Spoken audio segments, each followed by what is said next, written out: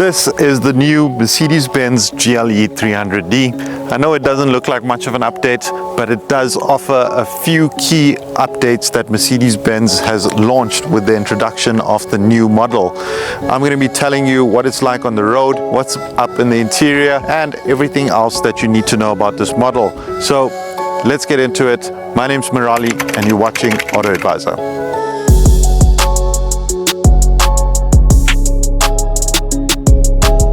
So from the front of the GLE, you'll notice these new LED high performance headlamps with daytime running lights, and you'll see they've got these two kind of little lines running at the top of them, which are the new LED headlamps. And then you've got a new front grille with these Mercedes kind of logos encrusted in them.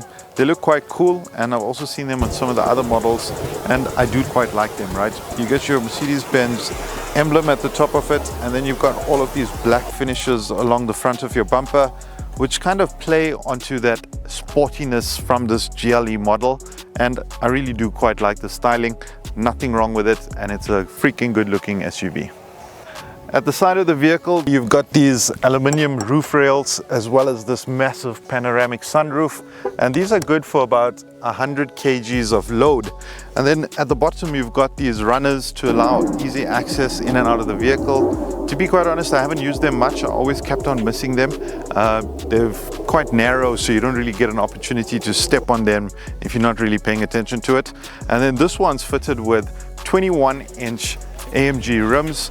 These are optional extra, but they do look pretty nice and a very similar design to the A45S I had, with this kind of lip running around the rim, but it's finished in this gloss black and machine finish, and they're wrapped in these lovely Conti Sport Contact 6 tires.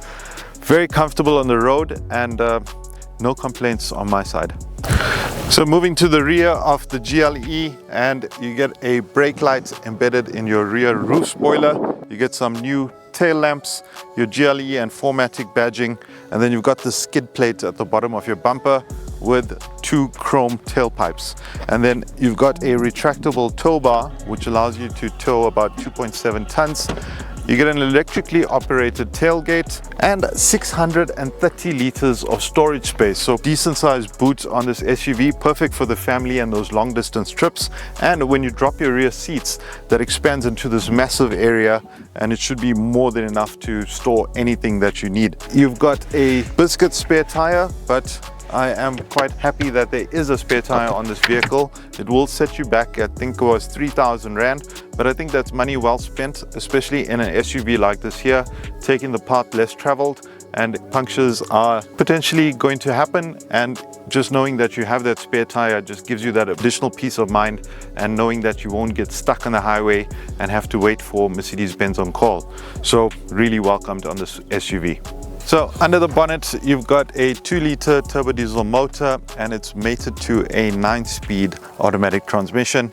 It makes 198 kilowatts, but it's a mild hybrid setup, so you get an additional 15 kilowatts, taking the power output to 213 kilowatts, and you get 550 newton meters of torque, which is an absolute dream to drive. And power delivery is really smooth, it's very efficient, and I really like this engine in this vehicle. It is quite heavy at 2.3 tons, but even still, this 2-liter turbo diesel is just such a peach on the road, and it drives and performs exceptionally well. So jumping into the rear of the GLE, and you can see there's an enormous amount of space and enough space around my head as well. So really spacious in the rear. You get some of that Burmester sound system. You've got some aircon vents, no climate control in the rear, unfortunately. You get 2 Type-C ports in the rear, and then you also get some storage on either side of your door, which can house a bottle or two. And then you've got 2 cup holders as well in your rear armrest. You've got ISOFIX in the rear as well. These seats also quite nice, very comfortable. And then you've got pass-through here to maybe access some of the storage in your boot. And most importantly, that panoramic sunroof plays an important role, stretching all the way to the rear of the vehicle, making it feel very airy and roomy for the rear passengers. And I really doubt any of your passengers are going to be complaining in the back of this vehicle. So jumping into the front seat of the GLE, and you're welcome to buy this new steering wheel with the haptic touch. I'm not sure how you feel about that, but I have been getting a bit more used to it. Still not as nice as the old one, but maybe with a bit more time behind the wheel, you'll find your perfect spot for this haptic touch. You also get these two massive displays which are side by side, pretty much taking up a big chunk of the area. You've got your instrument cluster as well as your media unit. You've got a host of different views in your instrument cluster, and then your media unit is touchscreen. You've got Apple CarPlay, Android Auto, and a whole host of stuff. You've got ambient lighting, and pretty much the vehicle is fully loaded, right? You've got electrically operated seats in the front, also heated, and then you've got quite a bit of storage space on the side of your door, as well as here for additional cup holders, two very big cup holders which are expandable by size, so they are adjustable. You also get two Type-C ports as well as wireless charging, and then you get more storage here in your center armrest with one more Type-C port. Funnily enough, the trackpad is still here on the GLE. We've seen them being taken away on some of the more entry-level models, and I've been complaining about that in some of my videos. I really like the trackpad. It's quite useful, and I'm glad to see that they have not removed it out of the GLE.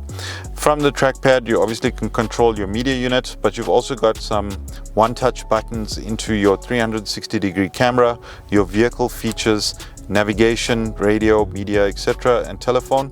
And I still do enjoy this. You've obviously got your vehicle dynamic select, so you've got your individual, sport, eco, comfort, etc., and then you've got this row of buttons for your aircon controls, and then you've got this brushed aluminium finished along the front of your dash, which is really nice. And I think what I can say about the interior of the GLE is it feels really well put together, really good build, and I think everywhere you touch is just soft touches and it feels really premium. It's just at the bottom here where it feels a little bit plasticky, but other than that, I really like this interior.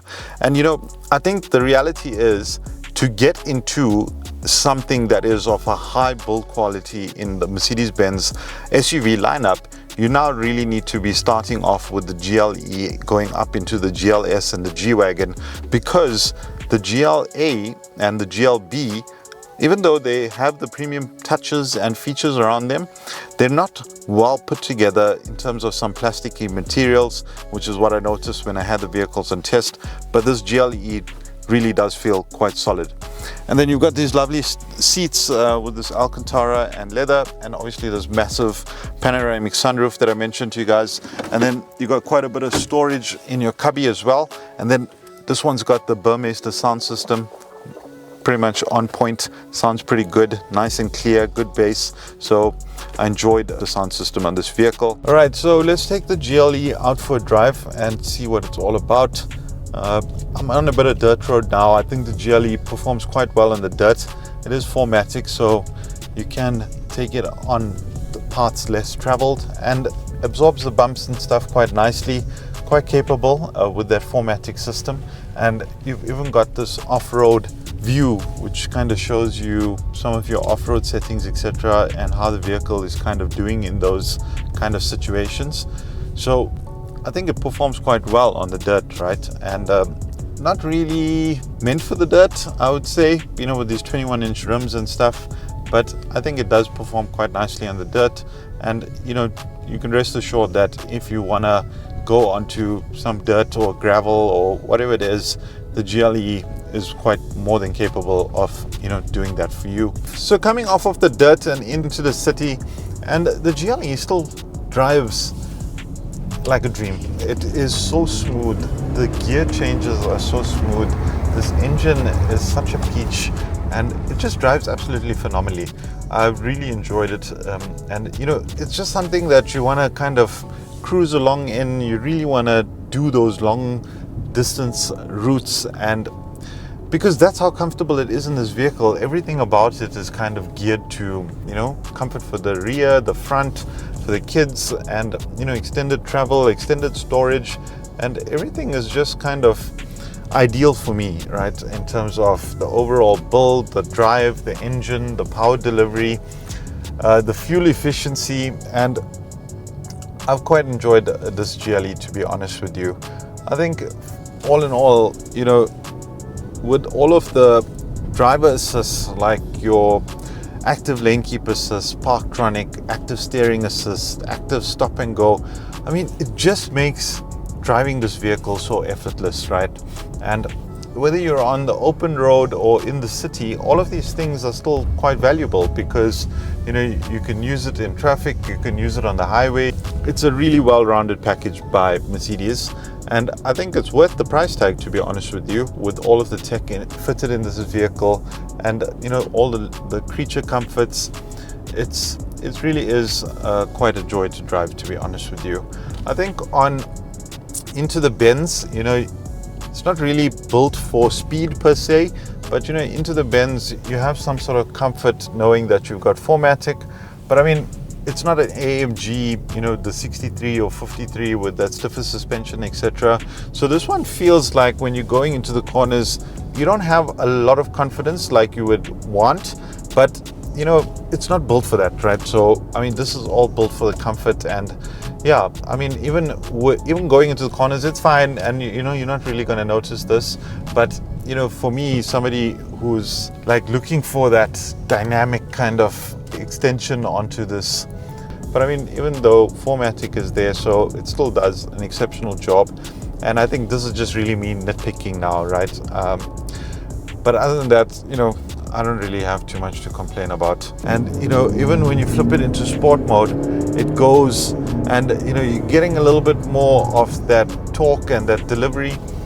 But, you know, I'm not buying it for that reason, right? I'm buying it for the levels of comfort. I'm buying it because of how smooth this thing is on the road. I'm buying it because it's such a great build, and, you know, it drives so well, it's so spacious, it's so comfortable.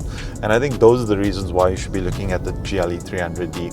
So in terms of pricing, you can get into the GLE 300D for 1,750,000 Rand for this 5-seater variation.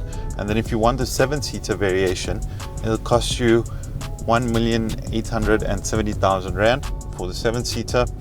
And I mean, it's competing with the likes of the X5, the Q7, XC90.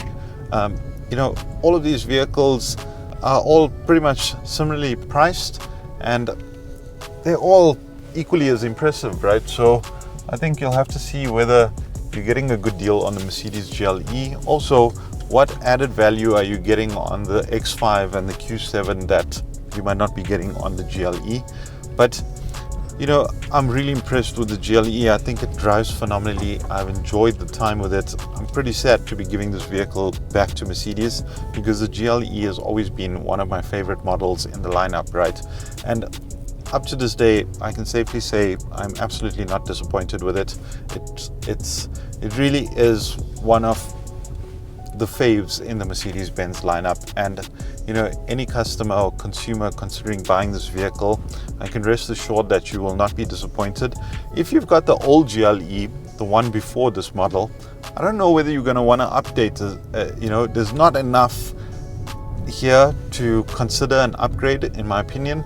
So I don't feel like it's overpriced or anything of that sort.